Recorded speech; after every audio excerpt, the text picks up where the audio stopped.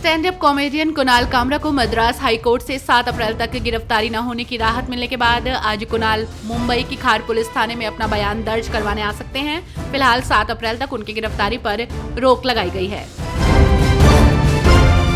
कांग्रेस सांसद शशि थरूर ने भारत की वैक्सीन मैत्री पहल की प्रशंसा की है। उन्होंने कहा कि इस पहल ने वैश्विक स्वास्थ्य कूटनीति में भारत की भूमिका को मजबूत किया और उसकी सॉफ्ट पावर बढ़ाई। थरूर ने कहा कि भारत ने विकासशील देशों को वैक्सीन उपलब्ध कराकर एक जिम्मेदार वैश्विक नेता के रूप में अपनी छवि मजबूत की। भारतीय राष्ट्रीय राजमार्ग प्राधिकरण ने 1 अप्रैल से टोल टैक्स में 5 से 10 रुपए की बढ़ोतरी की है। इससे कांग्रेस ने बीजेपी सरकार पर हमला बोला है, जबकि केंद्रीय मंत्री नितिन गडकरी ने जल्द ही इस पर राहत देने का वादा किया था। सुरजेवाला ने पिछले 10 वर्षों में टोल संग्रह में 500% की वृद्धि पर चिंता व्यक्त की है। उन्होंने कहा कि टोल बढ़ोतरी की मार भाजपाई विश्वासघात का जीता जागता सबूत है। गाजियाबाद के लोनी से भारतीय जनता पार्टी विधायक नंदकिशोर गुर्जर ने अनुशासनहीनता के लिए जारी कारण बताओ नोटिस का जवाब भेज दिया है।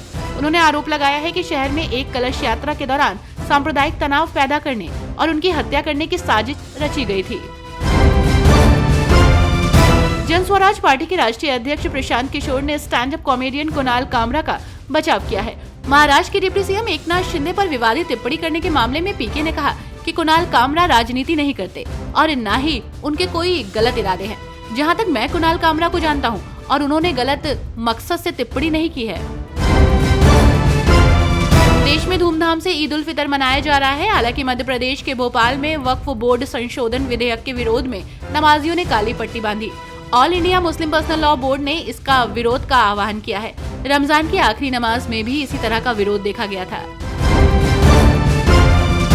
चैत्र नवरात्रि के पहले दिन रविवार को कांग्रेस के राज्यसभा सांसद प्रमोद तिवारी ने मिर्जापुर के विंध्याचल धाम पहुंचकर मां विंध्यवासिनी का दर्शन किया।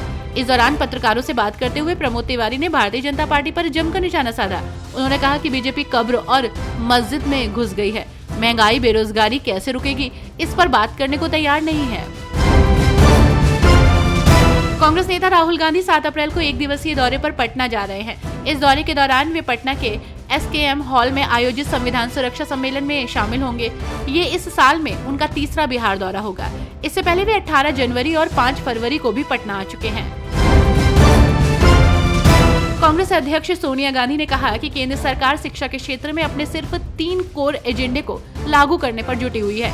ये एजेंडे हैं केंद्रीकरण, व्यावसायिकीकरण और सांप्रदायिकीकरण। सोनिया गांधी ने कहा कि हाई प्रोफाइल राष्ट्रीय शिक्षा नीति 2020 की शुरुआत ने सरकार के वास्तविक मंशा को छुपा दिया है। सरकार भारत के बच्चों और युवाओं की शिक्षा के प्रति बेहद उदासीन है। महाराष्ट्र के बीड जिले में गुड़ी पड़वा और ईद से पहले एक मस्जिद में ब्लास्ट की घटना के बाद राजनीति शुरू हो गई। इसे लेकर समाजवादी पार्टी के महाराष्ट्र अध्यक्ष अबू आजमी ने सवाल खड़े किए और उन्होंने सरकार से मांग करते हुए कहा कि धर्म देखकर कानूनी कार्रवाई न करें, इंसाफ करें।